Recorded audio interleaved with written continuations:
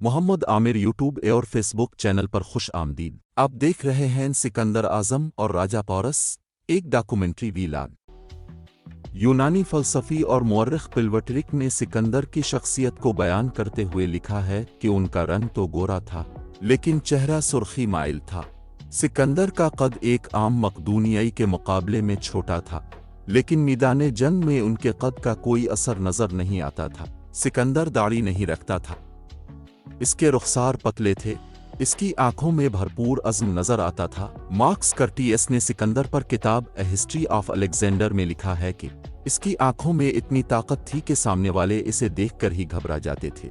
सिकंदर हमेशा होमर की किताब दी इलीड ऑफ दी कासिकेट अपने साथ रखता था, सोते वक्त भी उसे अपने तकिए के नीचे रखता था।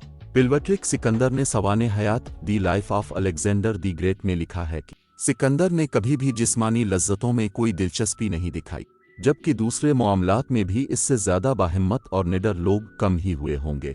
सिकंदर की फौज में 1,00,000 सिपाही थे, जो 10,000 मील का सफर तय करके ईरान के रास्ते दरियाए सिंध के किनारे पहुंचे।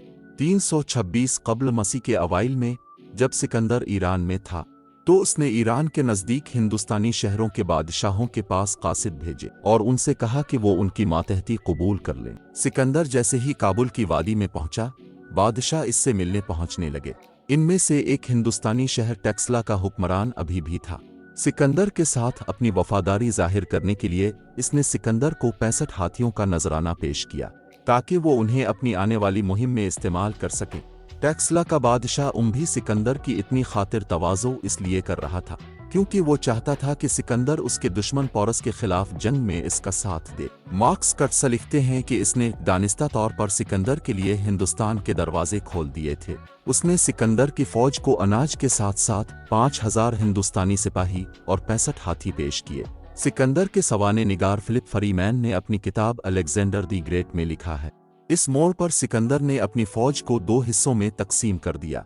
उसने अपने कमांडर हेपिस्टे की क़ियादत में एक बड़ी फौज दर्रा खैबर के इस पार भेजी, ताकि वो रास्ते में आने वाले कबायली बागियों को कुचल दे, और सबसे अहम ये कि जल्द अज जल्द दरियाए सिंध तक पहुंचकर एक पुल बनाए ताकि सिकंदर की फौज दरिया को उबूर कर सके।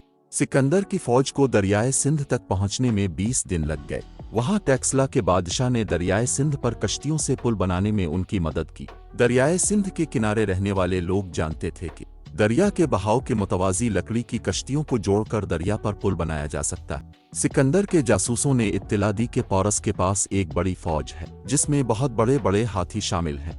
सिकंदर का ख्याल था कि वो पोरस की फौज को शिकस्त दे सकता है, लेकिन मानसून के शुरू होने की वजह से ऐसा करना आसान नहीं था।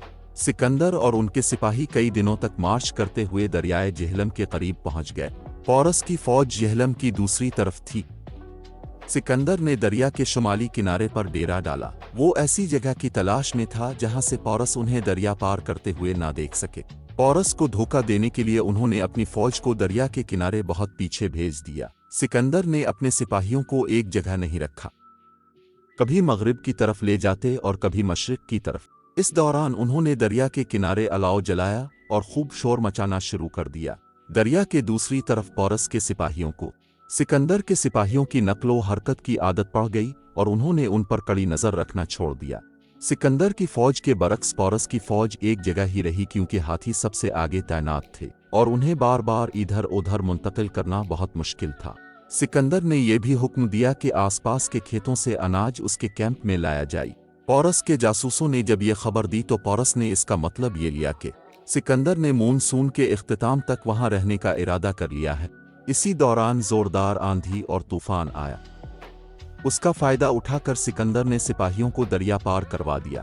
ताहम इस कोशिश में आसमानी बिजली गिरने से सिकंदर के कई सिपाही हलाक हो गए।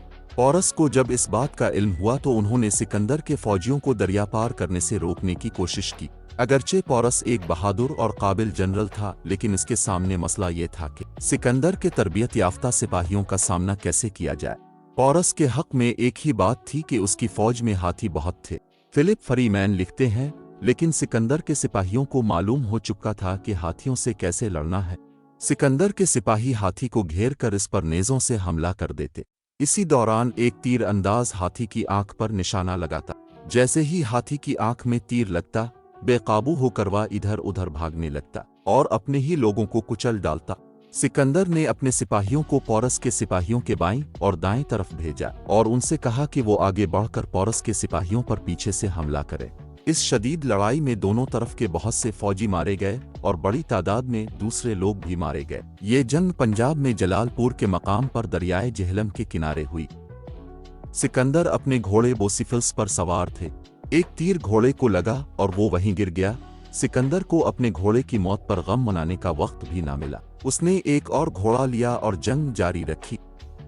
जैसे ही पोरस के सिपाही दबाव में आए, सिकंदर के सिपाहियों ने पीछे से आकर उन पर हमला कर दिया और उनके फरार का रास्ता बंद कर दिया। लेकिन पोरस एक बहुत बड़े हाथी पर सवार होकर लड़ता रहा।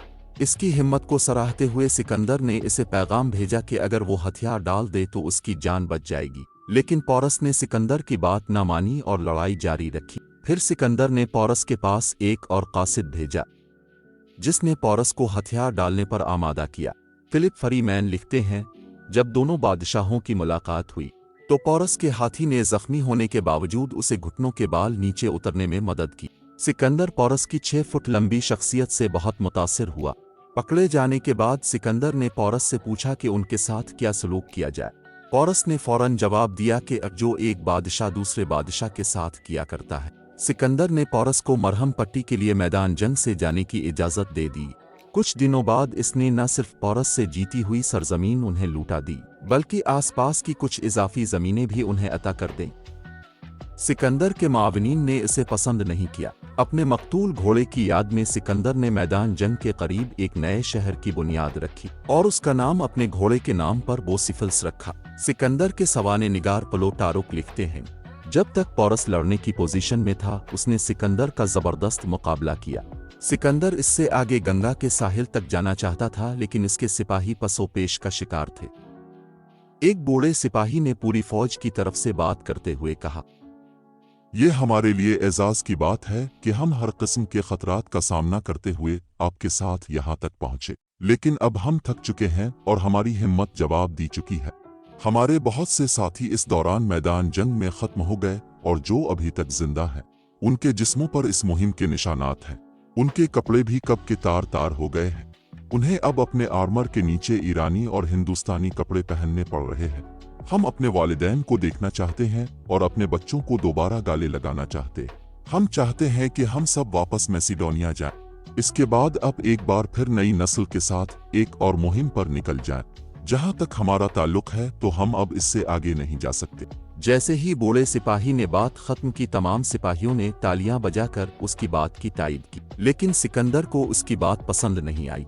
सिकंदर गुस्से से उठा और अपने खेमे की तरफ चला गया।